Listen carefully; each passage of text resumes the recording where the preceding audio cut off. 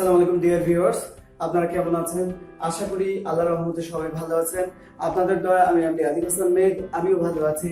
আর আমার HHW স্কুলটিতে আপনাদেরকে স্বাগতম।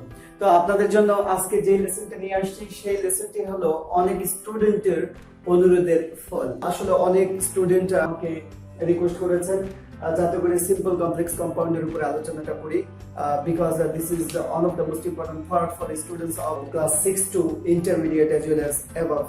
সো এই টপিকটা নিয়ে আজকে আমি বিশেষ করে ইন্টারমিডিয়েটের যে বোর্ড সলিউশন গুলো আছে সেগুলো আমি করে দেওয়ার চেষ্টা করব। আশা করি ভিডিওটা আপনারা শুরু থেকে শেষ পর্যন্ত দেখলে এক্সারসাইজের মাধ্যমে কিভাবে আসলে রুলসটা আমি বিস্তারিত আলোচনা করব।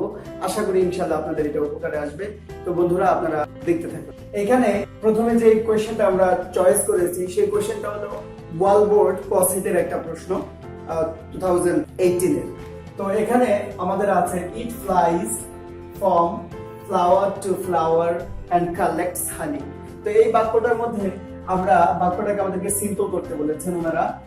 সিম্পল, এটাকে সিম্পল করতে হবে। তো আমরা যদি এটাকে সিম্পল করতে চাই আগে আমাদেরকে জানতে হবে যেটা কোন ফর্মে আছে। তো ফার্স্ট যেই ভিডিওটা আপনাদেরকে দিয়েছি সিম্পল কমপ্লেক্স কম্পাউন্ডের উপরে, সেই ভিডিওটাতে আমি বলেছিলাম একটা সিম্পল সেন্টেন্সে একটা ফাইনাইট ভার্ব থাকে, একটা সাবজেক্ট থাকে আর কোনো কনজাংশন থাকে না। আর একটা কম্পাউন্ড সেন্টেন্সের মধ্যে দুইটা ফাইনাইট ভার্ব থাকে, দুইটা সাবজেক্ট থাকে এবং একটা কনজাংশন বা ক্লোজ মার্কার থাকে। আর ঠিক তেমনি ভাবে একটা কম্পাউন্ড সেন্টেন্সও দুইটা সাবজেক্ট থাকে, দুইটা ফাইনাইট ভার্ব থাকে এবং এন্ড, ওয়ার, বাট, আদারওয়াইজ এই ধরনের যে কোঅর্ডিনেটিং কনজাংশন আছে সেই কোঅর্ডিনেটিং কনজাংশন দিয়ে আপনার যুক্ত থাকে। তাহলে আমরা দেখতে পাচ্ছি যে it flies from flower to flower and or but otherwise এগুলো যদি কানেক্ট হিসেবে যদি ব্যবহৃত হয় বা কনজাংশন বা ক্লোজ মার্কার হিসেবে কোনো বাক্যে ব্যবহৃত হয় তাহলে বুঝতে হবে যেটা কম্পাউন্ড সেন্টেন্সে আছে। আর যদি সেখানে দুইটা সাবজেক্ট এবং দুইটা ভার্ব থাকে, তো আমরা এখানে দেখতে পাচ্ছি যে ইট একটা সাবজেক্ট, ফ্লাইজ একটা ফাইনাইট ভার্ব এবং এখানে এন্ড একটা কনজাংশন। যাই হোক, কালেক্টস এটা হলো একটা ফাইনাইট ভার্ব। আর আপনাদেরকে বলেছিলাম যে ফাইনাইট ভার্ব চেনার উপায়টা কি।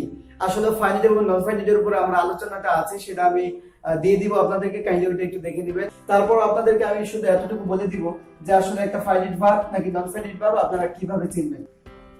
আমি এখানে সংক্ষিপ্তভাবে নন ফাইনাইট ভার্ব চেনার উপায়টা আমি লিখে দিলাম আপনাদেরকে, কাইন্ডলি এখান থেকে দেখে নিবেন। আর কেউ যদি এটা লিখে নিতে চান তাহলে ভিডিওটা পজ দিয়ে তারপর এটা লিখে নেন। তো এরকম যদি থাকে টু প্লাস ভার্ব যদি থাকে, this is non finite verb. Non finite verb ভার্বের সাথে যদি আইএনজি থাকে, দ্যাট মিন্স বিফোর থাকে, সেটা নন ফাইনাইট ভার্ব। তবে এর আগে কোনো অক্সিলিয়ারি ভার্ব থাকা যাবে না। যদি অক্সিলিয়ারি ভার্ব থাকে তাহলে সেটা ফাইনাইট ভার্ব হয়ে যাবে। এরপর এখানে দেখেন V3 বলতে কি বোঝায়? ভার্বের পাস্ট পার্টিসিপল ফর্ম। এর সাথেও যদি আপনার এর আগে যদি কোনো অক্সিলিয়ারি ভার্ব ব্যবহৃত হয় তাহলে সেটাও ফাইনাইট ভার্ব হয়ে যাবে। এর আগে কোনো অক্সিলিয়ারি ভার্ব থাকা যাবে না। আর এটা হলো হ্যাভিং প্লাস V3, এরকম যদি থাকে তাহলে সেটা নন ফাইনাইট ভার্ব। তো আমি এটা এখন মুছে দেব, আপনারা যদি প্রয়োজন হয় তাহলে ভিডিও পজ দিয়ে আপনারা এটা দেখে নিয়ে আমি এখন আমার প্র্যাকটিসে চলে যাব। এখানে দেখেন এটা যদি আমরা করতে চাই তাহলে কি করব আমরা। আর এই জায়গাটায় দেখেন ফাইনাইট ভার্ব একটা, ফাইনাইট ভার্ব একটা, দুইটা ফাইনাইট ভার্ব, সাবজেক্ট একটা আর সাবজেক্ট নাই। এখন আমরা তো জানি একটা কম্পাউন্ড সেন্টেন্সে দুইটা সাবজেক্ট থাকে, দুইটা ফাইনাইট ভার্ব থাকে এবং একটা কনজাংশন থাকে।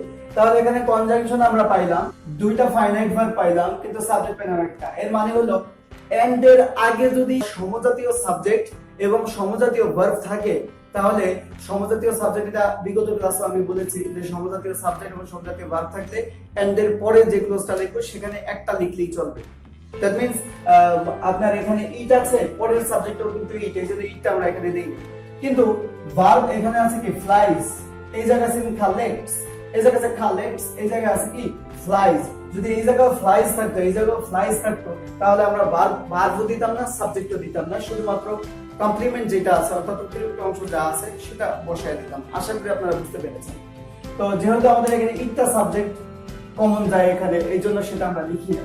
তাহলে অ্যানসারটা আমি দেওয়ার জন্য আমাকে যেটা করতে হবে, কারণ আমরা জানি এটা যদি সিম্পলে পরিণত করতে চাই, একটা সিম্পল সেন্টেন্সে একটা ফাইনাইট ভার্ব থাকে, একটা সাবজেক্ট থাকে, তাহলে আমাদেরকে একটা সাবজেক্ট একটাই আছে আর একটা ফাইনাইট ভার্ব, তাহলে নন ফাইনাইটে পরিণত করতে হবে। তাহলে নন ফাইনাইটে পরিণত করতে গেলে আমাদেরকে কি করতে হবে? কারণ আপনাদেরকে আমি বলেছি ভার্বের শেষে যদি আইএনজি থাকে, এর আগে কোনো অক্সিলিয়ারি ভার্ব না থাকে, সেটা নন ফাইনাইট। তাহলে এখানে দেখেন যে ফ্লাইজ আছে, এই ফ্লাই এর সাথে আমরা আইএনজি যদি যুক্ত করে দেই, কোনো অক্সিলারি ভার্ব না দেই, তাহলে সেটা নন ফাইনাইট হয়ে যায়। বন্ধুরা আপনাদেরকে আমি এখানে দেখিয়ে দিয়েছি ফাইনাইট এবং নন ফাইনাইট ভার্ব আপনারা কিভাবে চিনবেন। তো আমরা অ্যানসারটা এখানে করে ফেলবো। এখন এখানটাতে দেখতে পাচ্ছেন যে ইট আছে, তো ইটটা আমরা শুরুতে দিব না, ইটটা আমরা শেষে দিব।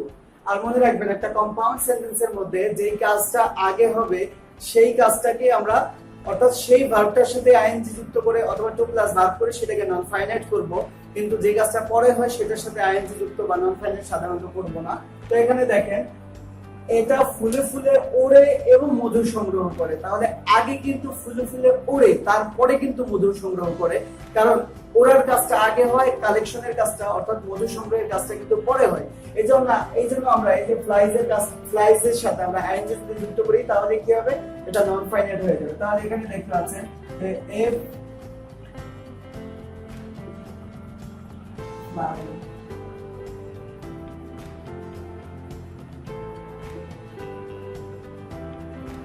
তো এই পর্যন্ত আমরা লিখে ফেললাম যে ইটটা এই জায়গায় দিলাম না, পরে দিলাম flying, the flying flower to flower।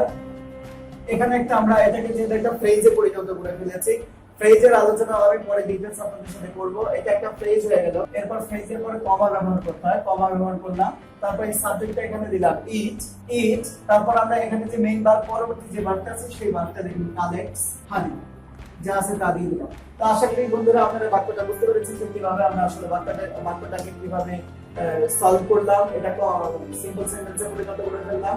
তো সিম্পল সেন্টেন্সে করার জন্য যেই কাজটা করলাম আমরা, এখানে দুইটা ফাইনাইট ভার্ব আছে, একটা ফাইনাইট ভার্বকে নন ফাইনাইট করে দিলাম। আর সাবজেক্ট যেহেতু একটাই বসছে কম্পাউন্ড সেন্টেন্সে, এন্ড এর আগে এবং পরে সমজাতীয় সাবজেক্ট এবং সমজাতীয় ভার্ব থাকলে যেহেতু ডাবল দেখার দরকার হয় না, একবার লিখতে হয়, সেই অনুসারে আমরা সাবজেক্ট একটাই দিয়েছি, এটাকে পরে লিখে দিয়েছি।